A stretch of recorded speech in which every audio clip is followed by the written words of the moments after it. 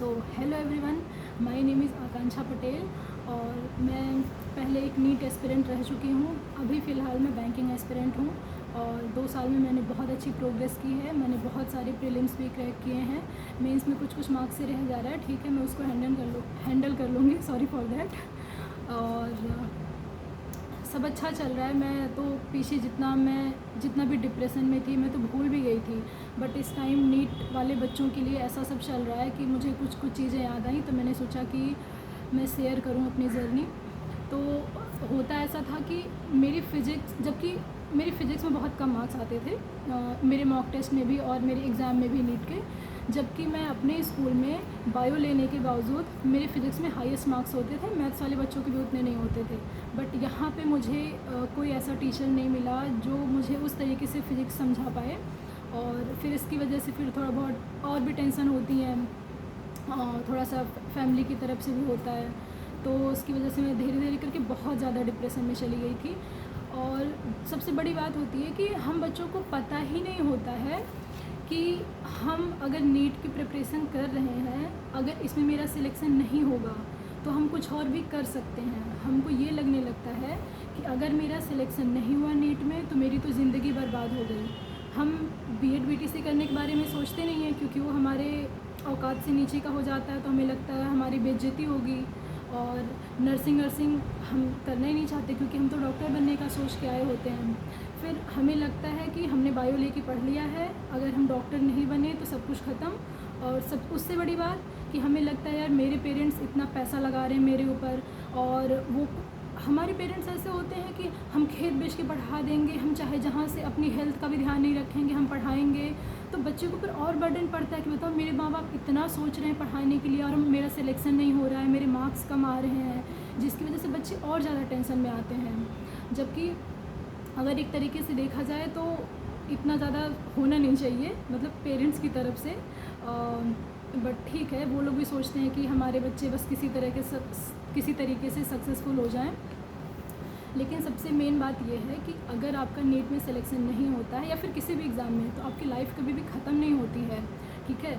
मुझे पता भी नहीं था कि मैं बायो से पढ़ी हुई हूँ, मैं बायो से ग्रेजुएशन करूँगी साइंस साइड से, उसके बाद मैं बैंकिंग की तैयारी कर सकती हूँ या फिर बैंक में जॉब्स निकलती हैं। धीरे धीरे पता चला। मैंने नीट छोड़ने के बाद फिर ग्रेजुएशन कंप्लीट किया, क्योंकि मुझे पता ही नहीं था मुझे क्या करना है।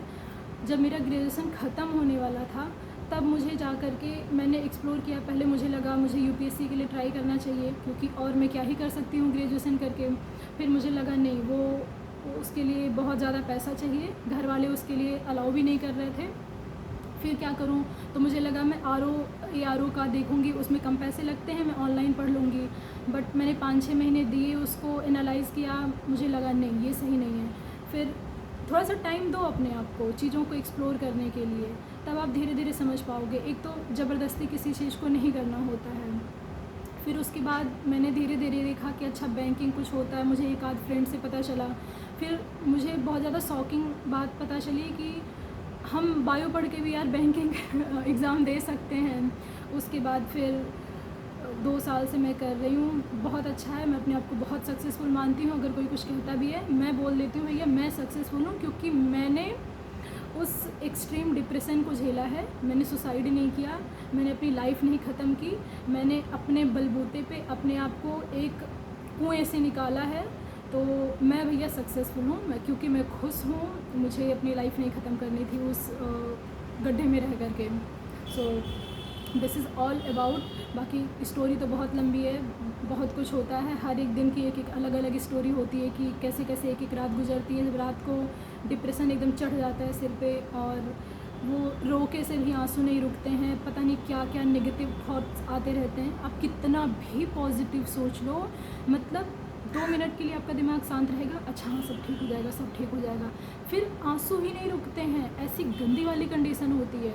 तो मैं समझ सकती हूँ, इस वजह से मैंने सोचा कि वैसे मुझे इतना एक्सपीरियंस नहीं है, पहला वीडियो बना रही हूँ, मैं ठीक से बोल भी नहीं पा रही हूँ, बट मेरा सिर्फ़ और सिर्फ एक मोटिव था ये वीडियो बनाने का कि प्लीज़ अगर आप साइंस स्ट्रीम से पढ़ रहे हो, आप आईआईटी की प्रिपरेशन कर रहे हो, कुछ भी कर रहे हो, सिर्फ एक ही चीज़ नहीं है लाइफ में, बहुत बहुत सारे ऑप्शंस हैं। और भी मैंने लेटेस्ट में फिजिक्स वाला सर का अलग पांडे सर की वीडियो देखी थी। उन्होंने खुद बच्चों को कहा था कि बच्चों, एक एग्ज़ाम से आपकी लाइफ ख़त्म नहीं होती है। मैं खुद 12th पास आउट हूँ अभी, और देखो आज कहाँ हूँ।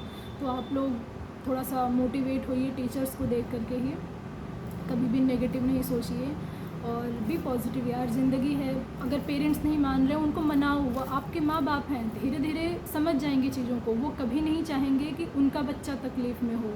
तो अगर आप अपने पेरेंट्स को मनाएंगे, थोड़ी बहुत दिन तक वो नाराज़ रहेंगे, मेरे केस में भी हुआ था, गुस्सा रहेंगे, डांटेंगे, ताने सुनाएंगे, बट धीरे धीरे सब ठीक हो जाता है, आपके माँ बाप मान जाएंगे। एंड लास्ट में बस मैं यही उम्मीद करूँगी कि यार बी पॉजिटिव, कभी भी नेगेटिव नहीं सोचना चाहिए। डिप्रेशन बहुत गंदी चीज़ है। मैं तो यही मनाती हूँ, कभी भी कोई भी स्टूडेंट, पेरेंट्स, कोई भी बंदा कभी डिप्रेशन में ना जाए। भगवान दुश्मनों को भी ऐसी सज़ा ना दे। And stay positive, stay motivated. Thanks for watching my video. नए ही हैं सब लोग यार, सब्सक्राइब करके जाइएगा। बाय।